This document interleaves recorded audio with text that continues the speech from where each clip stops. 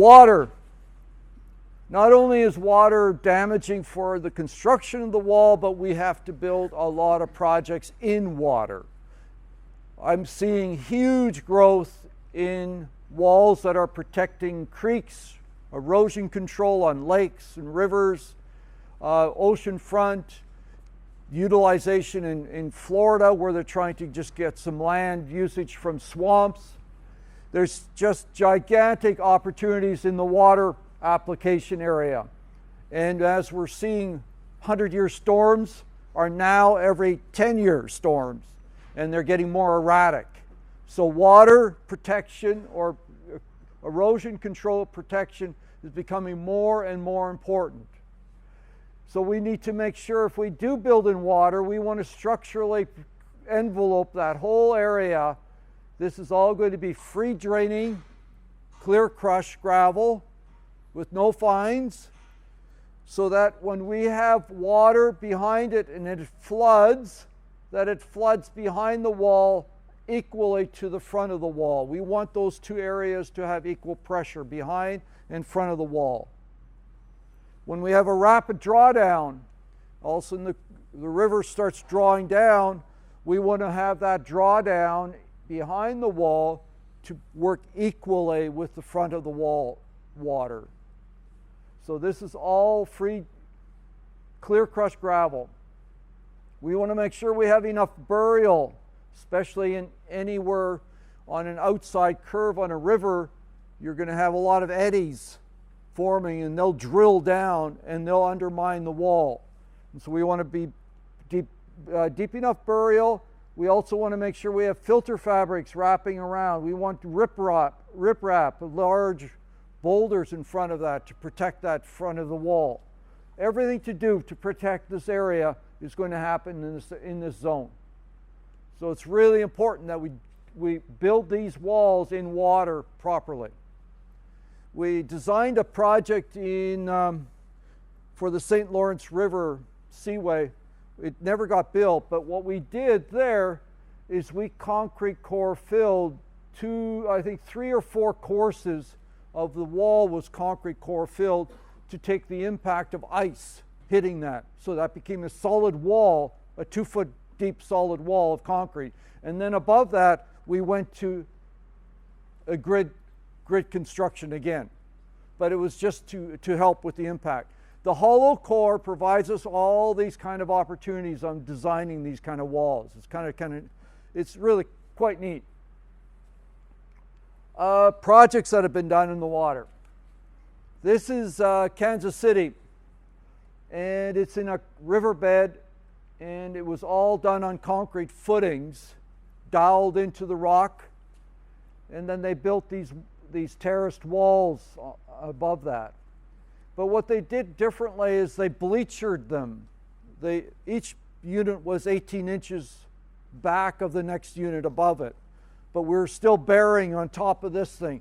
The front face was sitting on the back of the unit, and we were bearing on it. And then they concrete core filled all of that area into bleachers, and it was for erosion control, but it was also that pedestrians, the neighborhood came down there on days like this, and they sat around and they picnicked and sat there enjoying the riverfront.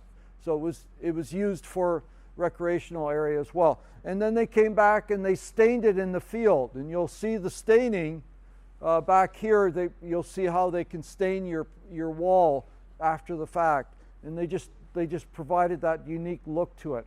But this river will flood right to the top, right in the base of those light poles. It will completely be filled up to the top of that wall. This is a project where it was a holding tank, a holding pond. There's waterfalls cascading over top of the wall. It was quite a large project. It was quite a neat. This is that same bleacher effect. Now we're getting into underpasses. We're butting up against the pony wall here. We're butting up against that wall there. Because it's a hollow core, we can cut the units into a third, quarter, half a unit very easily on site. Whereas if it was solid, it would be really, really difficult to work with in making these kind of details. But with a hollow core, we can provide that detail. Here's another one where the through wall details came through, and they were going to concrete core fill these areas on either side. Here's some nice detail on how we butt up against the bridge abutment. Make sure we have a clogging filter fabric here, because that will separate slightly sometimes. Another area that was done in PA, and we had ladders for the kids to escape if they ever got caught in there. We had through walls, large through walls that had to be brought in. This went right through the backyards of the houses, and I think there's another phase coming up. And these through wall details here as well. So it was quite a neat project that was done. This was a gabion wall failure, and they replaced it with MagnumStone. You can see all the riprap and protecting the river. And this river would flow up that high on really, really stormy days. And here you can see another one, riprap on the outside curve of a wall of a creek, protecting that. Here's what you can see, a through wall detail, and this is what we did in this area. We concrete core filled and steel rebar this area so that we didn't have differential settlements on either area. Whenever you have a wall going over top of a solid system, it settles differently. And so with a hollow core, we can make sure that this area is really, really solid and stable. This is a dock or a boat launch area tied in with the hollow core with concrete in it, and the patio is brought right to the edge of that water area.